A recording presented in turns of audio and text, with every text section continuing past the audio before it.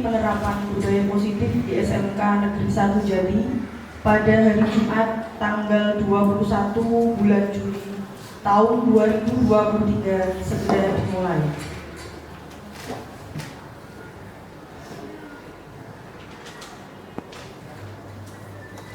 Assalamualaikum warahmatullahi wabarakatuh. Waalaikumsalam warahmatullahi wabarakatuh.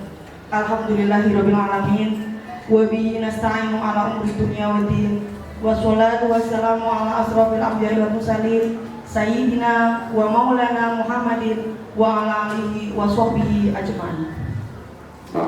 Yang terhormat Kepala SMK Negeri 1 Jati, yang kami hormati Wakil Kepala SMK Negeri 1 Jati, serta Bapak Ibu Guru yang berbahagia.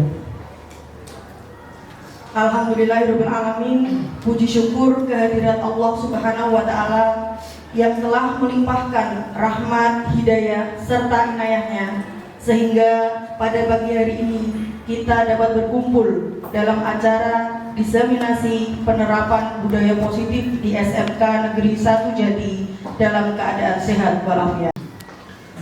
Sholawat serta salam senantiasa kita haturkan kepada junjungan kita Nabiullah Muhammad SAW yang telah menuntun kita dari zaman jahiliyah menuju zaman Islamiyah. Bapak Ibu Guru yang berbahagia, berikut kami sampaikan susunan acara. Acara yang pertama pembukaan, acara yang kedua doa tanya jawab, dan acara yang terakhir penutup. Marilah kita buka acara pada pagi hari ini dengan bacaan basmalah bersama. Bismillahirrahmanirrahim. Acara yang kedua doa kepada Bapak Muhammad Ilham Hamidi SPDI, kami persilakan.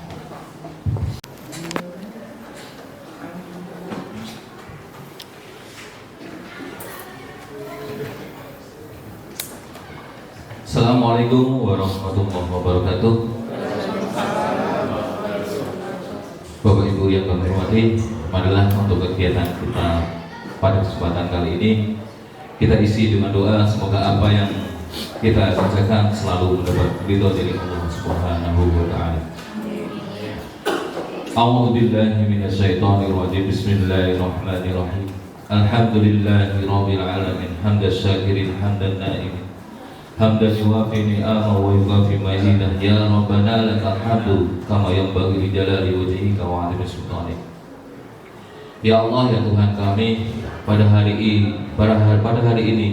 hari yang bahagia dan begitu mulia, kami berkumpul di ruangan ini untuk melaksanakan kegiatan diseminasi penerapan budaya positif. Berikanlah ridho dan kelancaran pada kegiatan kami hari ini. Ya Allah yang Maha Bijaksana, berikanlah kemudahan dalam setiap urusan kami. Berikanlah ilmu yang bermanfaat setelah kegiatan kami ini. Ya Allah yang Ghafar, ampunilah dosa kami, dosa Bapak Ibu kami, guru-guru kami, para pahlawan kami yang telah gugur mendahului kami. Rabbana atina fid dunya hasanah wa fil akhirati hasanah wa qina adzabannar wa qina adzabannar. Subhana rabbika rabbil izzati amma yasifun, wassalamu ala mursalin, walhamdulillahi rabbil alamin. Assalamualaikum warahmatullahi wabarakatuh. Terima kasih. Acara yang ketiga, pengantar kepala sekolah yang diwakilkan kepada Wakil Kepala Sekolah Bidang Kesiswaan, Bapak Suhendrin SPD. Kepada beliau kami persilakan.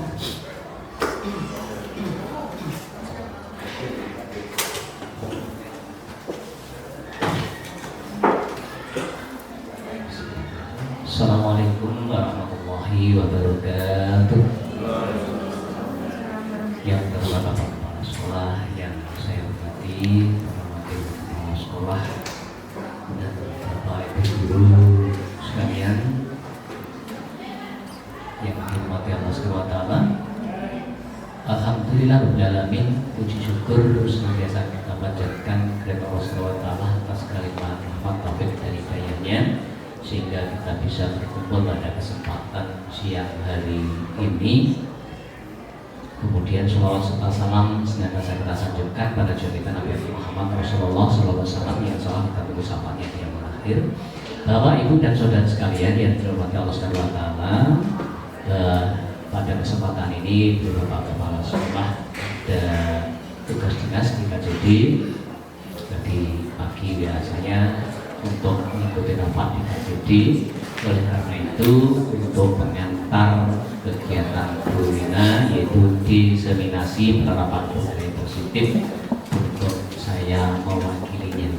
Bapak Ibu yang dimuliakan Allah Subhanahu wa Ta'ala, jadi kegiatan ini adalah merupakan rangkaian dari kegiatan guru penggerak, dari rangkaian guru penggerak yaitu Bu Lina SPD MPD. Sudah digunakan MPD-nya Bu? Baru mau ujian ke depan MPD yang guru penggerak ketiga di SMK ini. Setelah yang pertama kita punya Bu Bibit, hadir Bu Bibit. Kemudian kedua Pak Eko yang sudah merayakan kemarin, ketiga Bu Lina, keempat Bu Ratna sama Pak Hari. Ya, Bu Ratna sama Pak Hari. Oke Pak Hari.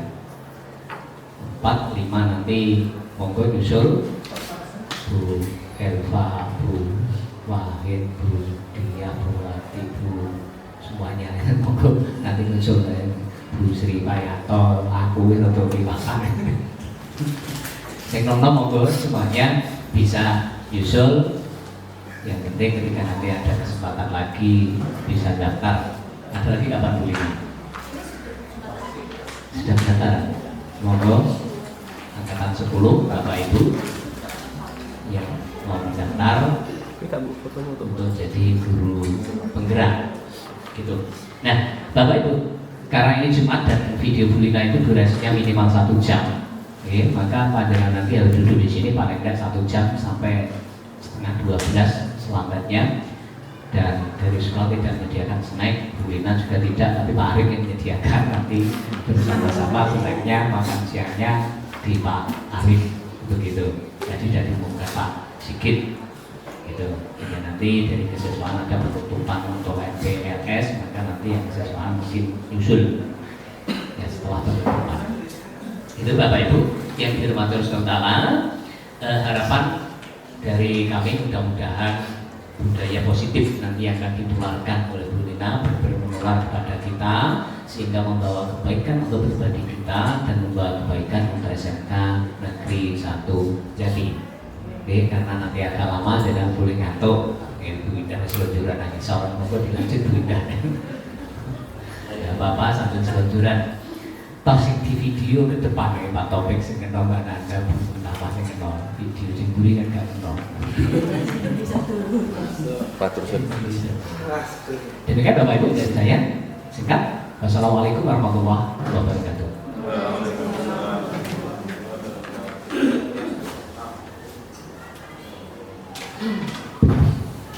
Terima kasih. Acara yang keempat, pemaparan materi oleh calon guru penggerak angkatan 8 Ibu Lina Puspita Dewi SPD. Kepada beliau kami persilakan.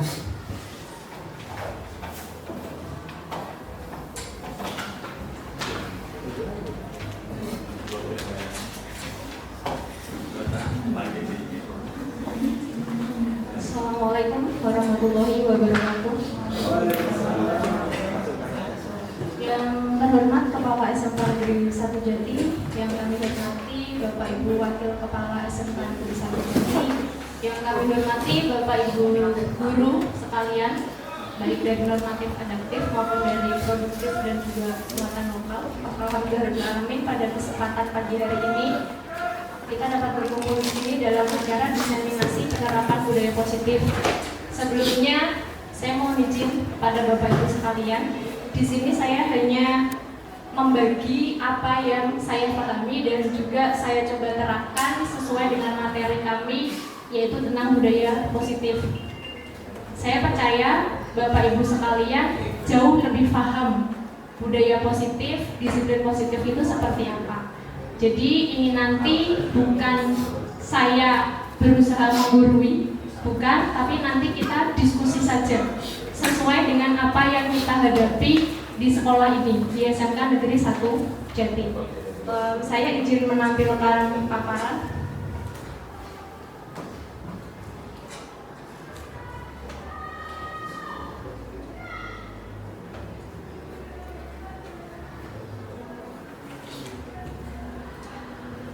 Budaya positif. Ketika Bapak Ibu sekalian mendengar istilah budaya positif, yang muncul di benak kita, di pikiran kita itu apa? Budaya positif. Ketika Bapak Ibu sekalian mendengar kata ini, yang muncul di benak Bapak Ibu sekalian itu apa?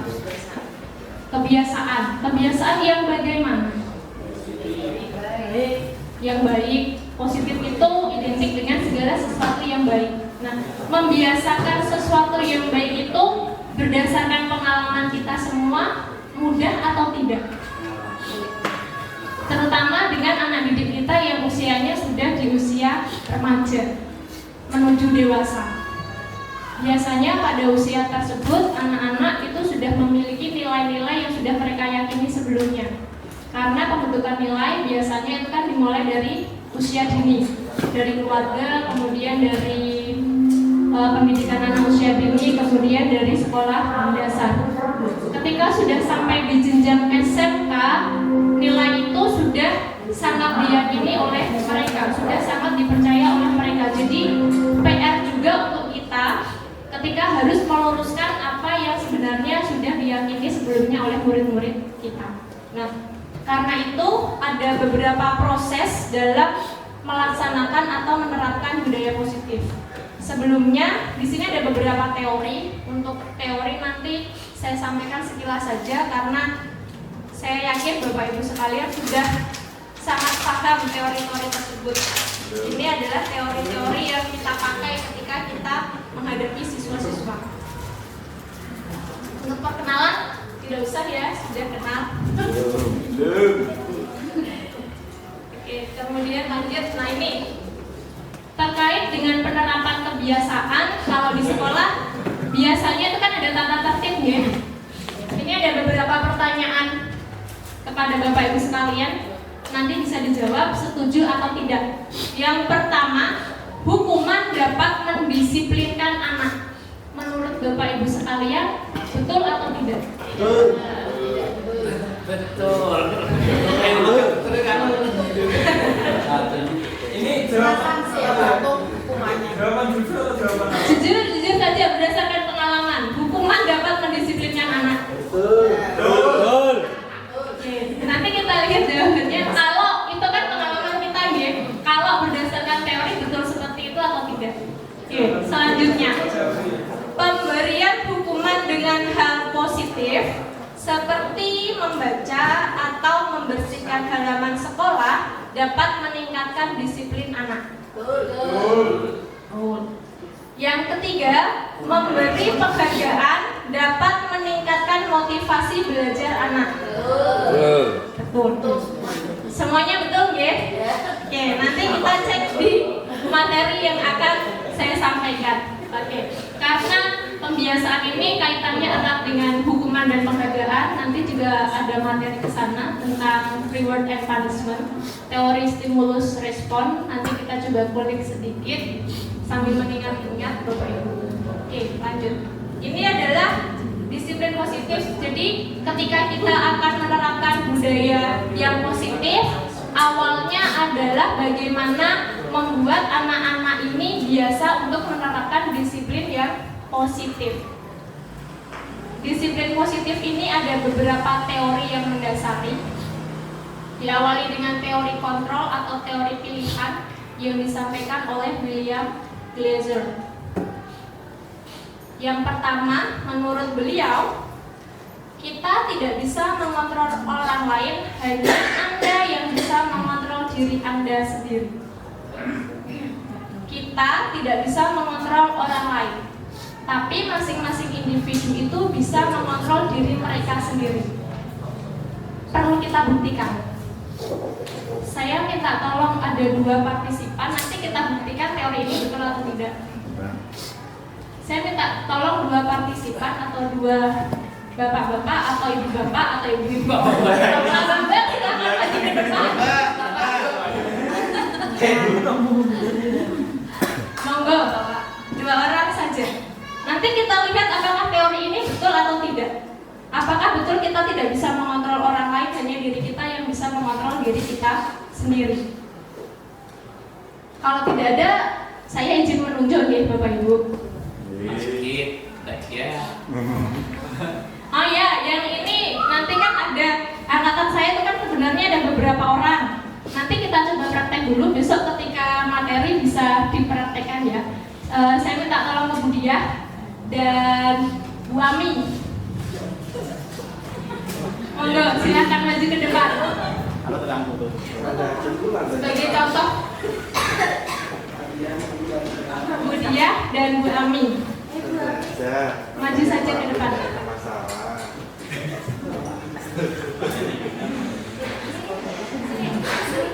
Sebentar, sini Bu Diah. Saya minta tolong. Dan Ada dompet juga masuk, Bu. tolong digenggam ya. Silakan berdiri di sini dulu. Motor-motoran. Bu Diah, ini tadi saya minta tolong untuk memegang yang ada di sini aja ini. Nah, Bu Ami, silakan dengan berbagai cara Bu Diah diminta untuk membuka genggamannya. Bu Diah, tolong ini dibayangkan yang di dalam ini adalah emas 10 kg. Kalau sampai ini jenengan buka, emasnya nanti jadi miliknya Bu Ami. Bu Ami boleh mengancam, boleh merayu, boleh dengan segala cara supaya dia bersedia membuka genggamannya. Nanti apapun yang ada di sini kalau bisa berhasil dibuka jadi miliknya. Monggo. Satu menit sudah tidak ada lagi lama. Titik-titik, Bu. Ya. Saya ketahui jadi kayak begitu. Aja ngono.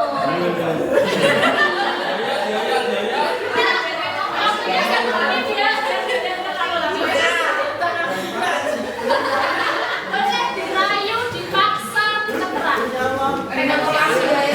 Iwok.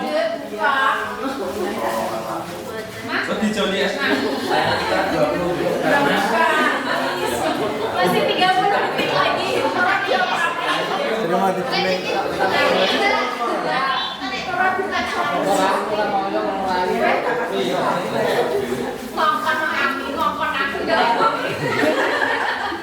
Nasi dalam bapak-bapak masak ya? Pengen lihat ya, wajah apa sih? Waktunya sudah habis. Terima kasih. Bisa untuk dia saja. Ya Allah, mau saya Terima kasih. Baik Bapak Ibu, izin ya saya sambil berdiri. Saya menjelaskan lebih enak sambil berdiri, jadi saya tangannya luas. Bapak Ibu, seperti yang sudah panjenengan Tesani yang disaksikan di depan. Tadi Bu Diah itu saya titipi sesuatu di genggamannya, kemudian Bu Ami dengan segala cara dirayu, Tidak segala cara. dicicip dan lain-lain. Ternyata berhasil atau tidak meminta Bu Diah untuk membuka genggamannya? Tidak berhasil. Yang bisa mengontrol Bu Diah untuk membuka genggamannya siapa? Bapak-bapak. Kalau mendengarkan tadi Pak Mario. Bu Diana, ini menunjukkan bahwasanya kita itu memiliki kontrol atas diri kita sendiri, bukan orang lain yang mengontrol kita. Nah, untuk lebih jelasnya tentang ilusi kontrol nanti akan kita bahas lebih lanjut. Kemudian saya lanjutkan. Menurut dari Dr. Glaser, semua perilaku itu memiliki tujuan. Bapak Ibu sekalian, setiap pagi berangkat ke SMK Negeri 1 Jati ini pasti ada tujuannya. Yang pertama, menunaikan tugas sebagai pendidik. Yang kedua, tidak bisa kita pungkiri di sini kan kita bekerja tentu saja untuk mencari penghasilan, kan begitu. Ada tujuannya. Kemudian model berpikir menang-menang maksudnya di sini adalah win-win solution. Jangan sampai ketika kita menyampaikan ke anak, menyelesaikan permasalahan dengan anak, ada salah satu yang merasa dirugikan. Kolaborasi dan konsensus menciptakan pilihan baru. Ketika kita berkolaborasi, bekerja sama dengan rekan-rekan kita, berdiskusi, pasti ada hal baru yang kita dapatkan. Dan selanjutnya, kebutuhan kita itu berbeda. Nanti kita akan mengulik, mendiskusikan tentang kebutuhan dasar manusia, karena ini berkaitan dengan motivasi anak-anak ketika melakukan sesuatu. Baik, saya lanjutkan agak cepat nih. Untuk pertama adalah terkait disiplin positif dan nilai-nilai kebajikan universal. Disiplin itu apa? Ketika kita mendengar kata disiplin, disiplin itu apa? Pak Sarjiman, monggo pinara Pak.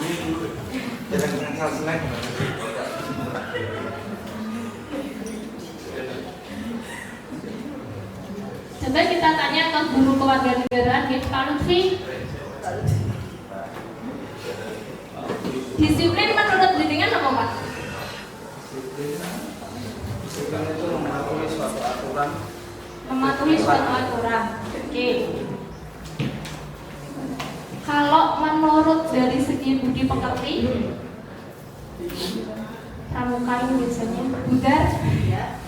Menurut jenengan disiplin itu apa? Hampir sama seperti taat aturan, tidak melanggar, taat perintah, tata krama, dan taat saja tapi juga taat. Ada inputnya nih. Baik. Sebenarnya Bapak Ibu, disiplin itu merupakan serapan dari bahasa Latin disiplina, yang artinya itu belajar. Ini kata ini biasa dipakai oleh murid-murid dari Socrates dan juga Plato, di mana disiplin itu maksudnya adalah belajar untuk menggali potensi yang ada pada diri kita, sehingga kita dapat mencapai tujuan yang kita harapkan atau ingin kita gapai. Tetapi seperti tadi yang disampaikan Pak Lutfi, yang disampaikan Budar, di budaya kita disiplin itu lebih erat kaitannya tentang peraturan, taat. Sehingga kecenderungannya disiplin ini, kalau anak-anak kita ya, murid-murid kita mendengar kata disiplin, mereka sudah antipati dulu, sudah image-nya negatif. Karena kalau disiplin berarti mereka harus taat dengan tata tertib. Kalau tidak taat pasti mereka dapat sanksi. Mereka akan merasa tidak nyaman. Nah, ini pola pikir seperti ini, stigma seperti ini yang berusaha kita rubah. Jadi ketika anak melakukan sesuatu itu sudah tidak lagi dengan rasa terpaksa. Caranya bagaimana? Dengan menanamkan nilai-nilai kebajikan universal. Nah, ini nilai-nilai kebajikan universal ini adalah nilai-nilai atau sifat yang positif, yang punya tujuan mulia dan ingin dicapai oleh setiap individu. Tadi di awal saya menyampaikan kalau anak-anak kita kan sudah usia remaja mendekati dewasa, sudah banyak nilai yang tertanam di mereka. Nah, ini yang perlu kita luruskan.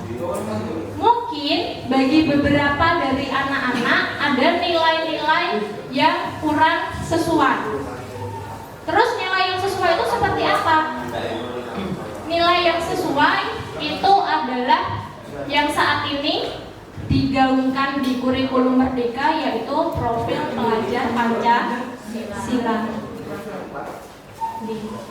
Jadi nilai di sini yang berusaha kita wujudkan, yang berusaha kita capai, kita bentuk di murid-murid kita, diantaranya ada beriman, bertakwa kepada Tuhan Yang Maha Esa dan berakhlak mulia, ada mandiri, ada bernawar kritis, berkebinekaan global, gotong royong, dan juga kreatif. Cara menanamkan ini gimana? Kalau kita memaksa anak langsung kalian harus beriman dan bertakwa kepada Tuhan Yang Maha Esa, indikatornya apa? Itu akan susah. Maka cara yang paling efektif adalah dengan menanamkan nilai ini ke mereka, supaya mereka punya pandangan, oh memang seharusnya saya seperti ini. Mereka melakukannya bukan dengan paksaan. Nah, ini yang tadi dipraktekkan oleh Bu Diah dan juga Bu Ami. Selama ini kita merasa, oh kita bisa kontrol murid kita. Kalau kita meminta mereka untuk membersihkan kelas, mereka pasti mau membersihkan kelas karena kita gurunya. Padahal ini hanya ilusi. Itu hanya anggapan kita. Buktinya apa? Bagi beberapa siswa yang merasa membersihkan kelas itu tidak penting, hanya buang waktu, hanya membuat mereka capek, mereka tidak akan mau untuk membersihkan kelas. Ada saja alasan. Izin ke kamar mandi lah, izin ke UKS, atau bahkan ada yang tanpa izin melipir ke kantin atau ke tempat lain yang tidak terlihat oleh bapak ibu guru di kelas tersebut. Jadi kembali lagi ke teori kontrol tadi, yang bisa mengontrol diri kita sebenarnya adalah kita sendiri. Itu kenapa kita harus menanamkan nilai-nilai kebajikan ke anak-anak, ke murid-murid kita, biar mereka merasanya itu dari dalam diri masing-masing. Ini yang selanjutnya, ilusi bahwa kritik dan membuat orang merasa bersalah dapat menguatkan karakter. Kalau kita membuat mereka merasa tindakan mereka salah, kalau kita mengkritik mereka, itu bisa menguatkan karakter mereka, itu tidak betul. Mungkin bisa, tapi hanya sementara, tidak dalam jangka waktu lama. Demikian halnya dengan penguatan positif seperti tadi reward atau penghargaan, itu juga sama dengan hukuman. Secara ilusi, sepertinya bisa untuk mendisiplinkan anak. Yang kita lihat begitu. Padahal itu sebenarnya kontrol dari mereka sendiri. Kalau memang mereka tidak ada keyakinan untuk melakukan itu, merasa keharusan untuk melakukan itu, ya mereka tidak akan melakukannya. Begitu. Kemudian selanjutnya, bahwa orang dewasa memiliki hak untuk memaksa karena merasa kita lebih dewasa, lebih senior dari anak-anak ini, lebih punya pengalaman, terus kita bisa mengontrol mereka. Itu tidak tepat. Oke, ini untuk teorinya. Teori kontrol itu sendiri yang tadi disampaikan oleh Dr. Glaser itu berangkat dari teori stimulus respon. Kalau Bapak Ibu masih ingat, stimulus respon ini adalah yang disampaikan oleh Pavlov dengan uji cobanya waktu itu menggunakan non-sewu ya, dengan menggunakan anjing dan juga makanannya. Jadi ketika dia diperlihatkan makanan, si anjing ini akan mengeluarkan air liur. Itu teori stimulus respon yang paling awal, teori behavioristik. Mbak Bidi tepatnya belajar juga. Ya, jadi kalau di teori stimulus respon, kita mencoba mengubah orang agar berpandangan sama dengan kita. Tapi kalau di teori kontrol, kita berusaha memahami pandangan orang lain tentang dunia. Tidak semua orang itu pemikirannya sama dengan kita.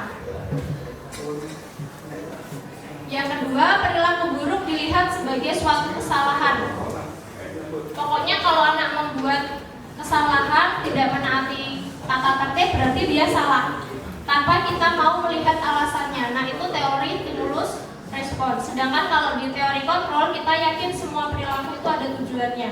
Oh, si A ini sering terlambat ke sekolah, pasti ada alasannya. Kemudian orang lain bisa mengontrol saya. Sedangkan kalau di teori kontrol, seperti yang tadi saya sampaikan, hanya kita sendiri yang bisa mengontrol diri kita. Orang lain tidak bisa. Kemudian pemaksaan ada pada saat bujukan gagal. Kayak tadi yang dilakukan Bu Ami, yang pertama dibujuk dulu dia pakai kata-kata yang manis, pakai mungkin nanti diganti dengan hadiah yang lebih baik. Ketika itu masih tidak berhasil, biasanya naluri, kita akan mencoba cara yang lebih keras atau yang lebih kasar, gitu, dengan memaksa. Nah, yang selanjutnya adalah model berpikir menang kalah. Sedangkan kalau teori kontrol kita pakainya yang win-win solution, semuanya menang. Baik antara si korban ataupun yang membuat kesalahan ini tetap tidak merasa dirugikan. Disiplin ini kaitannya adalah dengan tadi, motivasi, hukuman dan penghargaan, dan juga restitusi. Motivasi itu ada dua, eksternal dan juga internal.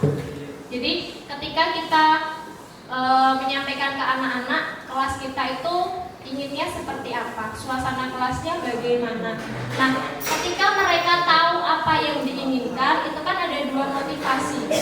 Motivasi yang pertama eksternal, biasanya yang sering dilakukan anak ketika kita meminta mereka berdisiplin adalah menghindari hukuman atau rasa tidak nyaman. Oh, saya mau membersihkan kelas, soalnya nanti kalau saya tidak mau membersihkan kelas, saya diberi sanksi oleh wali kelas saya. Ini motivasinya berarti dari luar, dari hukuman yang diberikan oleh kita selaku gurunya. Atau mereka punya motivasi mau membersihkan kelas karena dilombakan. Nanti kalau kelasnya bersih mereka bisa dapat hadiah. Ini juga termasuk motivasi eksternal. Nah, yang ingin kita tanamkan di sini, kita kembangkan di sini itu adalah motivasi internalnya yang dari dalam diri. Kenapa mereka mau membersihkan kelas? Karena saya ingin kelas saya bersih. Saya ingin merasa nyaman ketika belajar di kelas. Saya ingin terhindar dari penyakit kalau kelas saya kotor. Ini motivasi dari dalam diri. Ini yang berusaha kita kembangkan ketika menerapkan budaya yang positif. Nah, kemudian yang ini, dihukum oleh penghargaan. Di teori motivasi itu kan ada juga yang kita memberikan reward and itu adalah reward atau penghargaan. Tapi kenapa di sini disebutkan bahwasanya penghargaan ini bisa menghukum? Kira-kira kenapa? Ketagihan, dia jadi ketergantungan. Betul. Ada lagi? Kenapa penghargaan ini bisa menjadi hukuman untuk murid?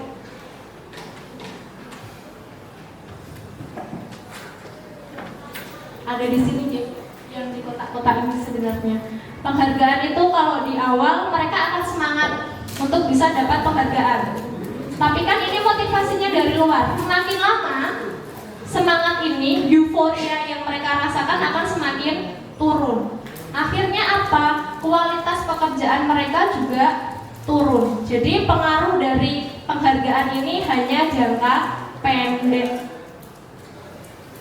Kemudian penghargaan ini, kalau kita lihat dari anak yang mendapatkan penghargaan, contoh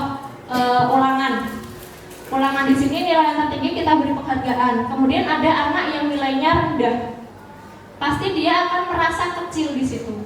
Ada rasa kalah di situ. Jadi ada secara psikis mereka akan merasa kurang berarti karena tidak bisa mendapatkan penghargaan. Selanjutnya penghargaan juga mengurangi ketepatan.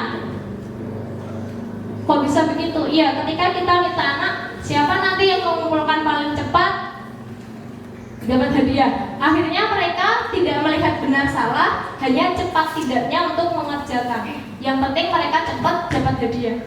Contoh kalau misal di kita kan ada bel pulang yang harus ditepati ya. Kalau di sekolah anak saya SD itu biasanya dikasih pertanyaan yang bisa menjawab pulang. Itu kan termasuk penghargaan juga. Karena anak ini pengen cepet-cepet pulang, akhirnya kadang menjawab itu nggak dipikir, asal tunjuk tangan gitu. Dikasih tindakan perkalian juga sama. Ini yang berarti penghargaan dapat mengurangi ketepatan, dapat menurunkan kualitas gitu.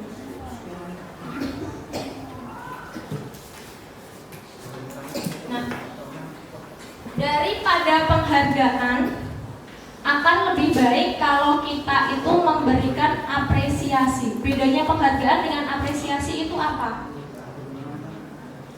Itu. Di sini ketika memberikan apresiasi itu ada beberapa hal yang perlu kita ingat. Ketika memberikan apresiasi, diberikan pengakuan secara khusus, secara pribadi, dan semua murid secara bergantian. Supaya apa? Semuanya itu merasakan. Bukankah kita sendiri pun ketika apa yang kita kerjakan itu diapresiasi, kita di situ merasa diterima, merasa ada kepuasan, ada rasa senang. Beda halnya ketika kita mengerjakan sesuatu tapi tanpa ada apresiasi, sekecil apapun. Apalagi kalau misal anak-anak ini ya, kita minta mengerjakan, terlepas itu benar atau salah, kita berikan apresiasi dulu, setidaknya mereka punya semangat untuk mengerjakan. Contoh, si A ini biasanya kalau mengerjakan itu dia paling akhir. Suatu ketika mengerjakan dia ternyata cepat, itu bisa kita berikan apresiasi. Jangan dilihat dengan salahnya dulu, tapi kemauannya anak ini dulu untuk berproses. Dan juga yang konsisten, fokus pada prosesnya. Contohnya seperti ini. Kemarin saya perhatikan rasa empatimu besar sekali pada saat menolong murid baru di kelas kita. Ada 3 hal ketika memberikan apresiasi yang perlu kita perhatikan, yaitu pembuka dari kita dulu kepada mereka. Kemudian nilai kebajikan, kebajikan apa yang sudah mereka lakukan, dan situasinya bagaimana. Apresiasi tidak serta-merta berkaitan dengan akademik atau kognitif. Karakter pun, sikap pun perlu kita apresiasi. Contoh, wah kemarin ketika kamu menyampaikan ide di kelas sangat bagus ya, sangat bersemangat, idenya luar biasa. Itu apresiasi. Oh, saya lihat sekarang kamu sudah punya keberanian. Ini keberanian adalah nilai kebajikannya. Oh, saya lihat sekarang kreativitasmu semakin berkembang.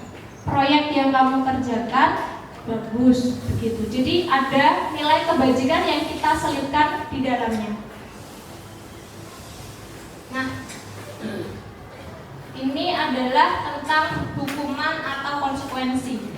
Tadi sudah ada penghargaan, ada apresiasi, ini ada hukuman atau konsekuensi. Menurut jenengan hukuman dan konsekuensi itu sama atau tidak?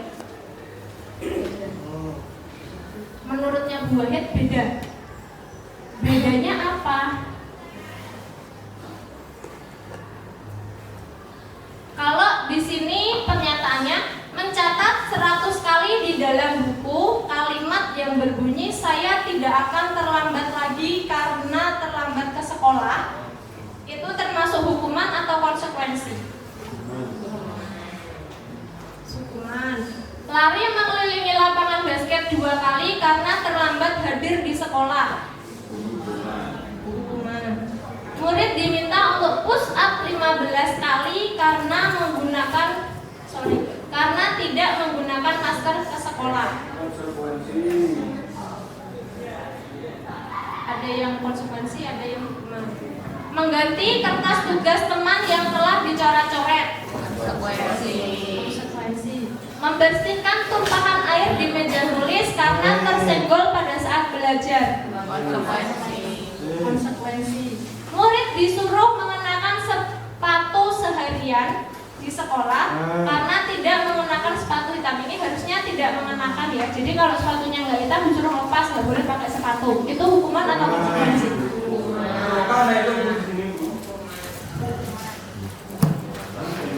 Hukuman. Terus bedanya hukuman dengan konsekuensi apa Bapak Ibu? Konsekuensi sesuai kesalahan. Kalau hukuman tidak sesuai kesalahan gitu. Konsekuensi salah satu bentuk tanggung jawab. Yang mana Pak Mar? Yang tanggung jawab, yang hukuman atau yang konsekuensi? Konsekuensi. Kalau hukuman berarti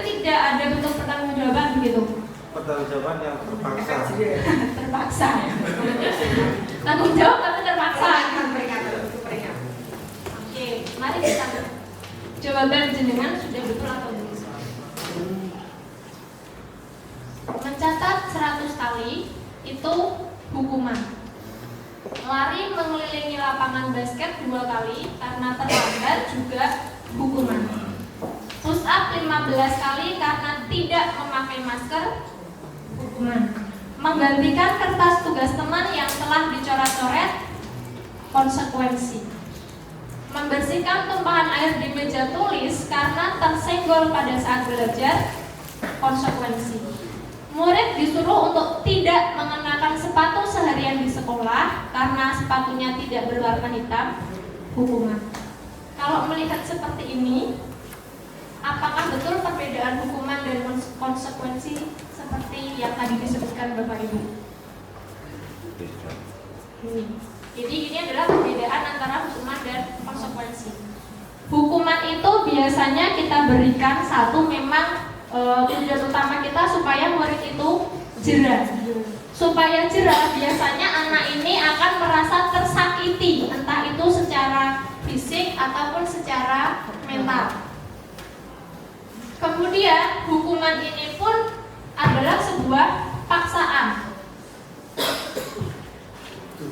Hukuman ini memberikan konsep diri yang buruk. Jadi kalau anak mendapat hukuman, dia akan merasa, oh saya ini buruk, saya ini nakal, saya ini tidak mematuhi peraturan, saya ini bandel, makanya saya dihukum. Kemudian anak belajar untuk menyembunyikan kesalahan. Akhirnya karena takut dihukum, mereka jadi tidak jujur. Mereka berusaha menyembunyikan kesalahannya. Mereka akan merasa malu juga dengan teman-temannya karena dihukum. Sedangkan kalau konsekuensi, memang itu adalah yang harus dilakukan. Sudah ada kesepakatan sebelumnya. Memang ini membuat rasa tidak nyaman, tapi mereka paham kenapa mereka harus menerima konsekuensi tersebut. Contohnya tadi, oh saya sudah mencoret-coret kertas teman saya, maka konsekuensinya saya harus mengganti, meskipun itu harus mengurangi uang jajan mereka. Oh saya membuat meja basah karena air minum yang saya tuangkan, ya saya harus membersihkan meja. Ini konsekuensi. Gitu. Kemudian konsekuensi ini lebih membuat anak untuk menghargai disiplin karena sudah ada kesepakatan bersama, ya mereka harus menerima konsekuensi yang sudah disepakati sesuai apa yang mereka lakukan. Oke. Nah, tadi sudah ada disiplin, kemudian ada nilai kebajikan, ada hukuman, penghargaan, dan juga konsekuensi. Berkali-kali tadi saya menekankan bagaimana kita mengembangkan atau membentuk motivasi intrinsik dari dalam diri siswa supaya mereka terbiasa melaksanakan disiplin yang positif. Ini ada kaitannya dengan keyakinan kelas. Kenapa keyakinan kelas? Kenapa tidak peraturan kelas? Tadi seperti yang sudah dipraktekkan dengan Bu Diah dan Bu Ami, bahwasanya kontrol diri itu kan di diri kita sendiri. Kalau sesuatu itu sesuai dengan keyakinan kita, maka serta-merta tanpa paksaan kita akan melaksanakannya. Tetapi kalau itu berupa aturan, biasanya aturan ini kan sifatnya dalam tanda kutip memaksa, gitu. Itu mereka akan melakukan tapi dengan paksaan, akhirnya tidak dengan sepenuh hati. Rawan sekali untuk aturan ini dilanggar. Tapi kalau sudah berdasarkan keyakinan bersama, mereka tahu oh memang ini penting untuk kami lakukan, ini bermanfaat untuk kami, maka mereka akan melaksanakannya dengan senang hati, lebih nyaman begitu. Nah, ini kaitannya. Beberapa mungkin ada yang tanya, terus bedanya keyakinan kelas dengan peraturan kelas itu apa? Ketika nanti, ini yang sudah saya praktekkan Bapak Ibu sekalian, bahkan sebelum saya mengikuti untuk pendidikan guru penggerak PGP ini, setiap awal masuk ke kelas, awal tahun ajaran seperti saat ini, saya akan membuat kesepakatan kelas.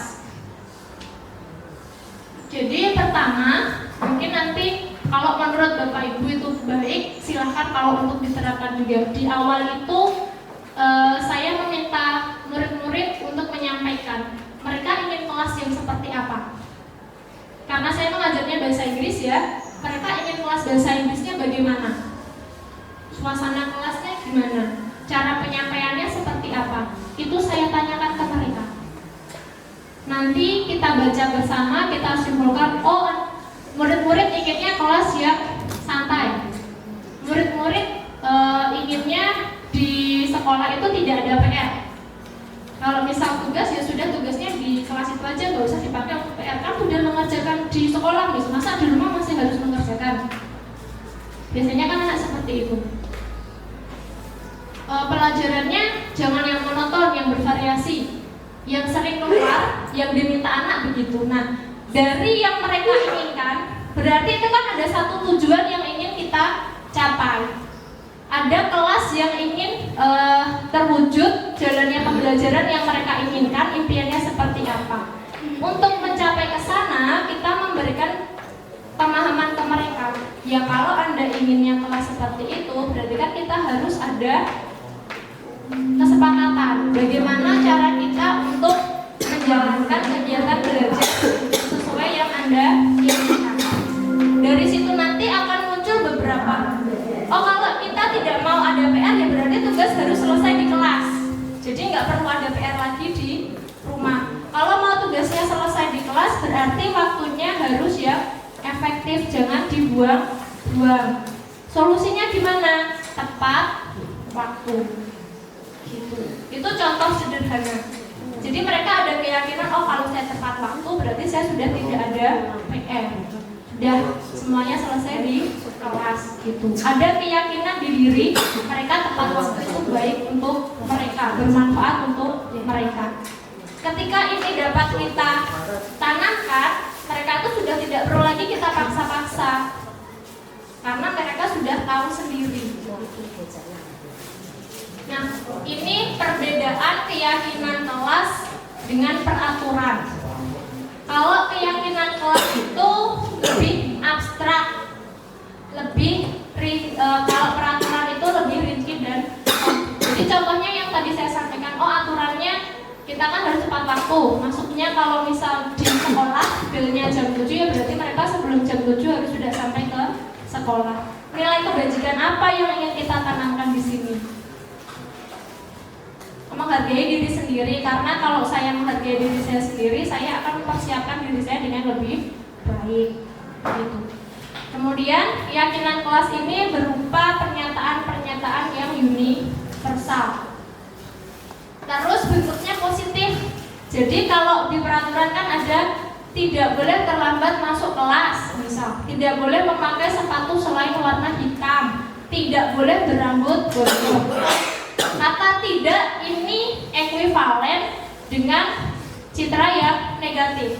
Nah, kalau di keyakinan itu kita rubah pernyataan-pernyataan negatif menjadi yang positif. Tidak terlambat masuk kelas berarti masuk kelas sebelum bel berbunyi. Masuk kelas sebelum gurunya masuk di dalam kelas. Misal di situ kan tidak ada kata-kata yang negatif, semua kata-katanya positif. Kemudian keyakinan kelas ini hendaknya tidak terlalu banyak sehingga mudah diingat dan dipahami. Karena kita terlalu semangat pengennya kelasnya the best gitu ya, pengennya murid-murid kita itu murid-murid yang karakternya luar biasa. Kemudian kita masukkan keyakinan kelas sebanyak mungkin. Tidak bisa begitu Bapak Ibu. Kita kan berproses. Berproses ini perlu waktu. Untuk merubah anak yang semula, mohon maaf, kurang disiplin, kurang semangat, menjadi anak yang mau melaksanakan disiplin tanpa paksaan, ini kan bukan hal yang mudah. Ada proses yang harus dilewati. Jadi kita tanamkannya sedikit demi sedikit. Kalau misal di profil pelajar Pancasila itu tadi ada 6 yang mau diwujudkan, ya jangan terus semuanya masuk. Ya bagus kalau bisa mewujudkan lanjutkan semua, tapi langkah baiknya kita mulai pelan-pelan, 2 dulu atau 3 dulu gitu. Sama halnya ketika kita di sekolah menentukan tema untuk P5 itu kan juga yang diambil nggak langsung semuanya masuk. 6-6-nya itu kan nggak langsung masuk begitu. Baik. Kemudian keyakinan kelas ini sebaiknya sesuatu yang dapat diterapkan di lingkungan. Jadi kalau kita membuat keyakinan kelas ya yang bisa diterapkan. Jangan yang terlalu tinggi. Kita harus melihat kondisi dari anak-anak didik kita juga. Kemudian dalam pembuatannya semua harus ikut berpartisipasi, seluruh murid di kelas tersebut. Jangan hanya golongan-golongan atau kelompok tertentu. Dan ini harus ditinjau dari waktu ke waktu. Jadi kalau sudah bikin, ya nanti perlu evaluasi. Misal kita ngajar di kelas itu kan dalam 1 tahun ajaran ada 2 semester. Mungkin setiap semester bisa dievaluasi. Ini jalan atau enggak? Ini prosedurnya kalau ingin membuat keyakinan kelas. Jadi seperti yang tadi saya sampaikan, pertama itu kita minta murid-murid untuk bercurah pendapat, maksudnya memberikan pendapat, memberikan umpan balik. Kelasnya mereka itu seperti apa, yang mereka inginkan yang bagaimana.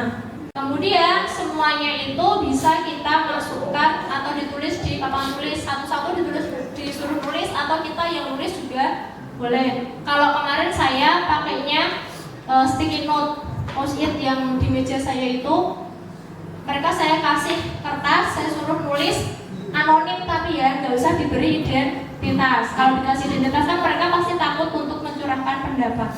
Nanti ditempel di depan, terus kita baca bersama-sama. Begitu. Setelah itu baru kita mulai untuk menyusun keyakinan kelas dari apa yang mereka sampaikan. Jadi awalnya dari mereka bentuk sendiri, yang menerapkan juga adalah mereka.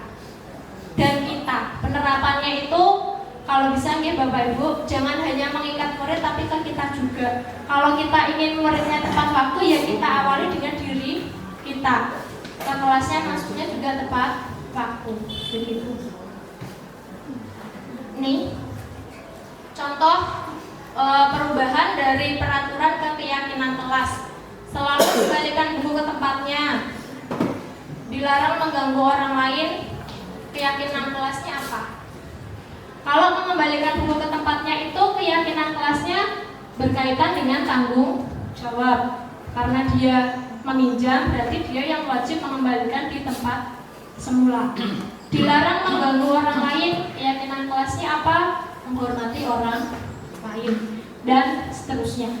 Nah, semua ini keyakinan kelas itu kan terbentuk dari motivasi tadi ya. Nah, terkait dengan motivasi itu ada hal yang mempengaruhi, yaitu adalah kebutuhan dasar.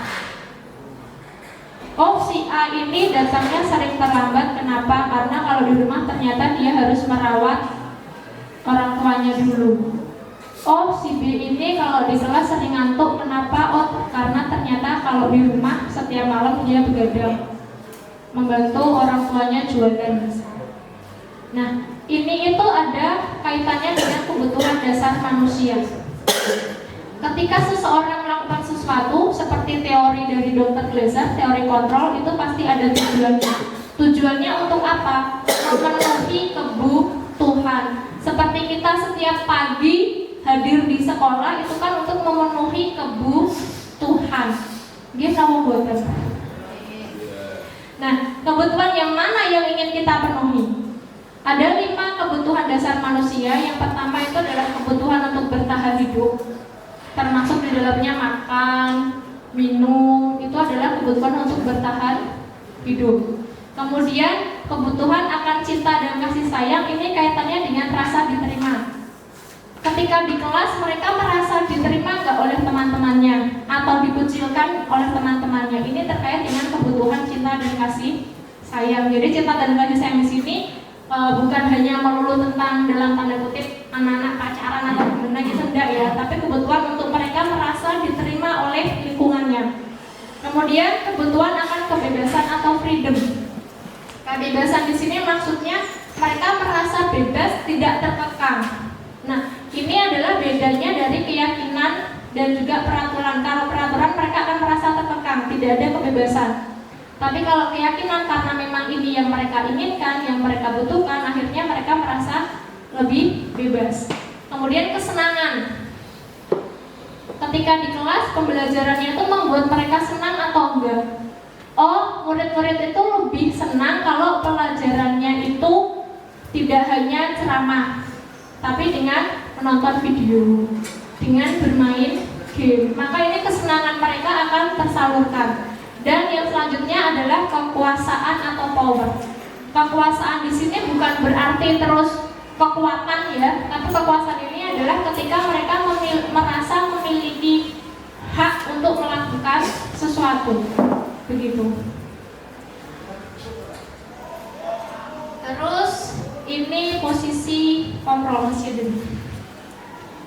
Ketika kita sebagai guru ada masalah di kelas atau mungkin di sekolah dengan anak-anak, biasanya itu posisi yang sering kita ambil apa?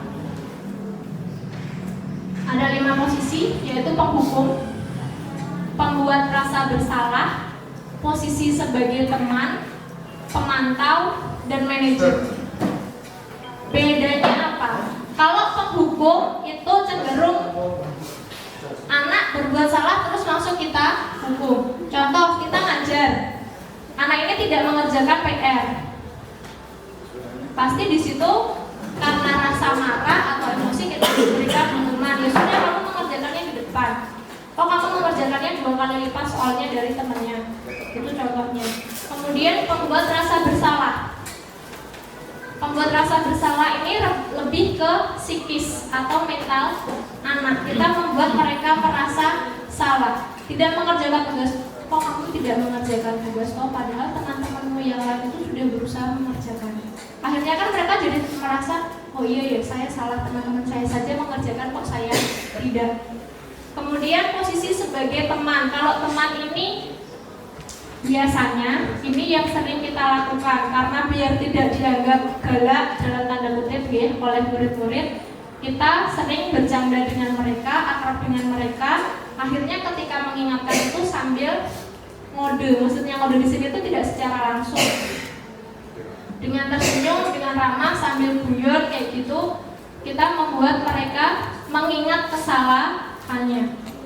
Kok kamu gak mengerjakan tugas toh? Padahal kemarin kan sudah saya ingatkan. Kemarin waktu kita ngobrol, waktu kita chat kan juga sudah saya ingatkan. Tapi bahasanya itu lebih bahasa yang ramah seperti temannya gitu. Sedangkan kalau posisi pemantau ini lebih ke yang tadi, mengingatkan. Kita kan ada kesepakatan kelas, kalau mengerjakan tugas itu harus sesuai dengan waktunya, harus tepat waktu. Kalau tidak tepat waktu, konsekuensinya apa? Itu sebagai pemantau. Nah, kalau sebagai manajer itu kita mengarahkan, membimbing anak supaya mereka belajar dari kesalahan. Saya ulangi ya, kalau manajer itu membuat mereka belajar dari kesalahan. Ini kan kamu tidak mengerjakan tugas. Tidak mengerjakannya kenapa? Ada kendala enggak? Gitu. Jadi kita tanya alasannya dulu. Oh, kendalanya ini Miss, saya nggak bisa, saya kekurangan bahan materi untuk mengerjakan. Nah, kedepannya yang bisa dilakukan untuk memperbaiki ini apa? Yang menentukan juga dari anak, tapi kita hanya membimbing saja, menuntun saja. Itu adalah sebagai manajer. Nah, ini erat kaitannya dengan restitusi. Apalagi itu restitusi. Jadi kalau biasanya anak berbuat salah langsung kita hukum atau kita beri sanksi, restitusi itu tidak seperti itu, Bapak Ibu. Ini yang diharapkan dari penerapan budaya positif dari kita sendiri sebagai guru dapat menerapkannya ke anak. Jadi restitusi itu adalah proses bagaimana kita menciptakan kondisi yang membuat murid ini sadar akan kesalahannya dan dapat memperbaiki kesalahannya, tapi tanpa paksaan, tanpa merasa dihakimi.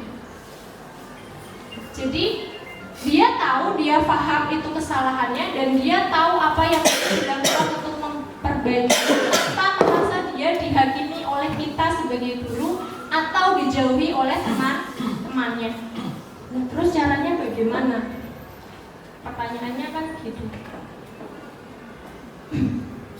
Nah, penerapan restitusi itu ada 3 langkah. Disebutnya dengan segitiga restitusi. Yang pertama itu adalah menstabilkan identitas. Di sini kita menyampaikan ke anak, bukan menghakimi ke anak, membuat anak ini ada transformasi dari yang semula dia merasa identitasnya gagal. Identitas gagal itu yang bagaimana yang tadi ada rasa bersalah, rasa berbeda dengan siswa yang lain. Tapi kalau di sini kita membuat mereka itu paham berbuat kesalahan itu wajar. Tapi bagaimana cara kita untuk memperbaiki kesalahan tersebut? Kemudian yang kedua, validasi tindakan yang salah. Jadi kalau validasi di sini, anak tadi kan kita perbaiki dulu identitasnya ya, dari identitas gagal ke identitas yang sukses. Tapi di situ dia juga paham kalau yang dilakukannya itu adalah salah. Dan yang ketiga, menanyakan keyakinan. Kalau yang kamu lakukan itu salah, berarti sudah sesuai dengan keyakinan kamu atau belum? Sesuai dengan keyakinan kelas kita atau enggak? Jadi muter lagi gitu. Nah, untuk lebih jelasnya, ini saya putarkan videonya saja yang kemarin sudah saya praktekkan.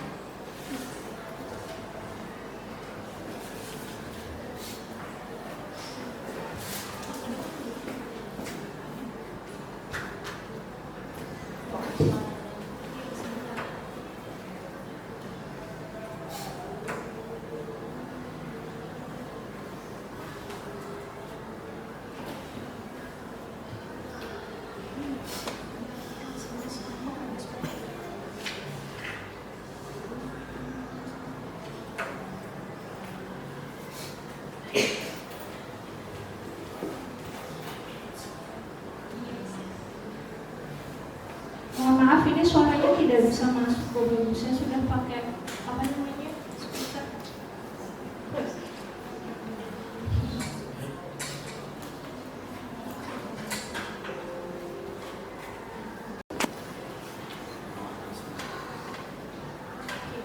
Jadi intinya gini Bapak Ibu, ini langsung ke kalimat-kalimat yang biasa kita gunakan saja.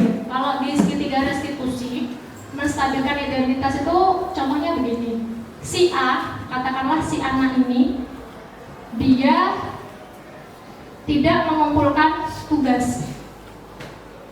Ketika kita menstabilkan identitas, di situ kita tanya dulu alasannya. Baik, saya manggil Anda ke sini, tahu nggak alasannya kenapa? Misal gitu, pasti dia akan bilang, oh iya Pak, Bu, karena saya tidak mengumpulkan tugas. Oke, Anda tahu Anda dipanggil karena tidak mengumpulkan tugas. Kenapa Anda tidak mengumpulkan tugas? Ada alasannya, karena tadi setiap tindakan itu kan ada tujuannya. Setelah dia menjelaskan alasannya, oh saya tidak mengumpulkan tugas karena kemarin saya mengikuti kegiatan OSIS. Oh kemarin saya ada kegiatan pramuka, misal seperti itu. Ya, saya paham. Saya pun pernah melakukan hal serupa, tidak mengumpulkan tugas karena sibuk di kegiatan yang lain. Tetapi ada tetapinya. Meskipun tidak saat itu Anda sibuk, tetapi nilai atau pelajaran ini penting nggak untuk Anda? Oh iya, penting. Di situ kan dia jadi tahu tanpa kita menghakimi. Dari situ baru kemudian kita gali lagi, kalau memang itu penting, berarti yang kamu lakukan ini benar atau salah? Salah. Nah, itu termasuk dalam validasi tindakan yang salah. Terus yang bisa Anda lakukan untuk memperbaiki kesalahan ini apa? Itu nanti akan masuk ke keyakinan. Yang Anda buat ini sesuai tidak dengan keyakinan kelas kita? Tidak sesuai, karena di keyakinan kelas kita kan disiplin waktu, tepat waktu, menghargai diri sendiri dan juga menghargai orang lain, bertanggung jawab. Karena tidak sesuai, yang bisa Anda lakukan apa? Nah, ini yang disebut dengan segitiga restitusi. Itu tadi tentang budaya positif, Bapak Ibu. Panjang sekali, hampir 60 menit saya menyampaikan. Ini sudah intinya budaya positif itu adalah bagaimana kita membuat membuat siswa kita itu melaksanakan kebiasaan-kebiasaan yang positif, tetapi tidak dengan paksaan, melainkan dengan kesadaran mereka sendiri. Nah, PR kita adalah menanamkan hal tersebut. Bagaimana kita bisa mengembangkan motivasi intrinsik dari siswa-siswa kita. Begitu. Demikian paparan saya terkait penerapan budaya positif. Kalau memang diperlukan, yang video ini nanti mungkin bisa di-share di media sosial atau dari LMS sekolah. Terima kasih atas perhatian Bapak Ibu sekalian. Assalamualaikum warahmatullahi wabarakatuh. Waalaikumsalam. Terima kasih kepada pemateri Ibu Lina. Semoga apa yang beliau sampaikan bermanfaat untuk kita semua. Acara yang kelima, tanya jawab. Kepada Bapak Ibu guru, kami persilahkan 3 penanya jadi Bapak Ibu, monggo bisa maju ke depan. Oh 2, karena waktunya sudah mepet dengan Jumatan. Monggo 2 penanya, silakan untuk maju ke depan.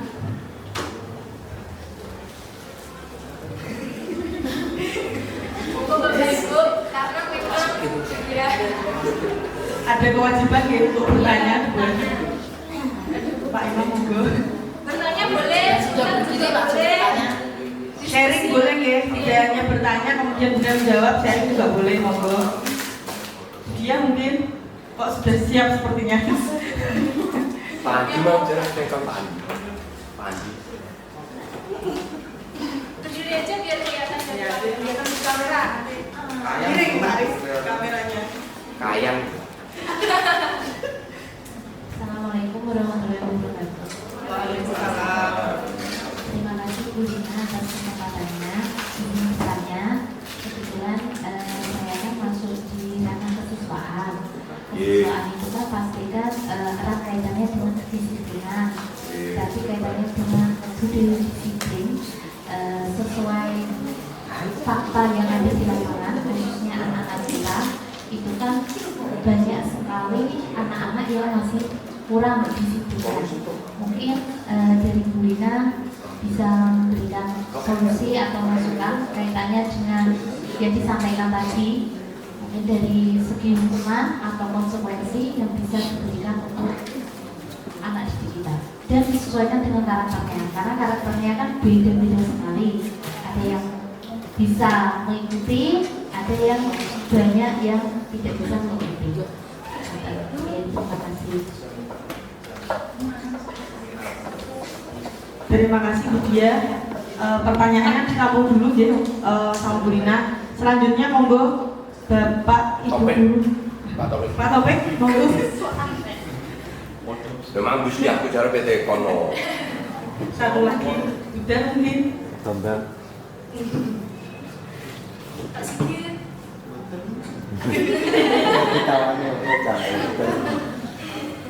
Nggak ada, cuma satu aja. Nggih, sampun. Kowe apa ada no? Ibu ya ada. Terima kasih pertanyaannya dari Budia. Sebenarnya ini adalah masalah yang kita hadapi dari waktu ke waktu. Tidak hanya di kesiswaan saja, bahkan kita pun sebagai guru yang mengajar di kelas menghadapi hal yang sama. Nah, terkait dengan karakter siswa ini tadi, itu adalah bagaimana siswa ini memandang diri mereka sendiri dulu. Konsep diri yang harus dipahami oleh siswa. Nah, konsep diri ini yang terkadang, ya mohon maaf, dipengaruhi oleh bagaimana anak ini tumbuh dan berkembang di keluarga atau di lingkungannya. Ini adalah hal yang tidak bisa kita paksakan. Maka di dalam modul yang kami pelajari, Ki Hajar Dewantara itu menyampaikan kalau pendidikan itu, kalau dulu kan kita tanya anak-anak itu kan bagaikan kertas yang putih, yang kosong, bukan. Anak-anak kita itu sebenarnya di kertas itu sudah ada coretannya. Hanya bagaimana kita sebagai guru menebalkan garis yang sesuai. Bagaimana kita menuntun anak-anak ini supaya nilai dan norma yang mereka yakini ini sesuai dengan apa yang ditujukan oleh pendidikan. gitu. Nah, kalau terkait dengan bagaimana kita mengubah perilaku anak, itu tadi yang sudah kami sampaikan. Perilaku itu kan ada motivasinya ya, eksternal dan juga internal. Yang disarankan di sini supaya efeknya jangka panjang itu adalah meningkatkan, mengembangkan motivasi yang internal, kaitannya dengan kebajikan universal. Ini tidak bisa instan, tidak bisa langsung sekarang kita menetapkan budaya positif terus minggu depan kelihatan hasilnya, itu nggak bisa. Maka itu butuh proses.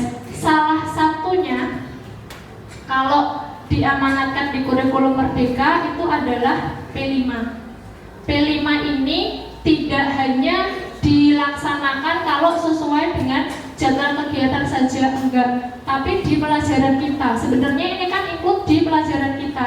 Kalau hanya dari kesiswaan saja yang istilahnya semangat ini untuk membentuk disiplin, tapi yang kita ketemu anak-anak di kelas setiap hari tidak ada kepedulian, tidak ada usaha untuk mewujudkan itu, akan sia-sia, mohon maaf nih. Jadi pembentukan disiplin positif ini memerlukan partisipasi dari seluruh warga sekolah.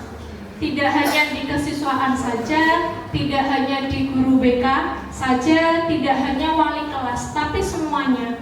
Karena itu penting untuk kita sebagai guru memahami dulu tugas kita itu apa. Tugas kita itu tidak hanya transfer ilmu, ngajar saja enggak, tapi mendidik. Mendidik itu lebih luas cakupannya daripada mengajar. Menanamkan karakter. Contohnya begini, ketika kita mengajar di kelas, bisa kita masukkan beberapa cerita-cerita inspiratif yang bisa membangun karakter anak. Itu contoh paling sederhana. 10 menit pertama atau 10 menit di akhir kita diskusi dengan anak, membicarakan hal-hal yang menjadi keluhan mereka. Kemudian bagaimana kita mengatasi atau memberikan solusi tentang hal tersebut. Itu satu. Yang kedua, kalau memang diperlukan, kita juga bisa sebenarnya mendatangkan narasumber. Kadang anak kita kan lebih mendengarkan orang undangan dari luar daripada guru yang ada di kelas. Nah, itu mungkin juga bisa nanti terkait dengan budaya yang positif. Karena di sekolah kita kan di SMK, mungkin alangkah baiknya kalau yang kita undang itu adalah Iduka. Mereka nanti akan diberitahu soft skill yang dibutuhkan di Iduka. Dan ini kalau masukan dari kami, baiknya itu di awal tahun ajaran kayak gini, baik untuk kelas 10, 11 atau 12. Dan kebetulan kemarin waktu yang diskusi prakarsa perubahan itu, Pak Hen, kami sudah menyampaikan arahnya mau ke sana. Semoga nanti bisa direalisasi di sekolah. Begitu Bu Dian ya. Terima kasih, semoga dapat menjawab pertanyaannya. Terima kasih. Acara yang terakhir penutup, marilah kita akhiri acara ini dengan bacaan hamdalah bersama. Alhamdulillahirobbilalamin.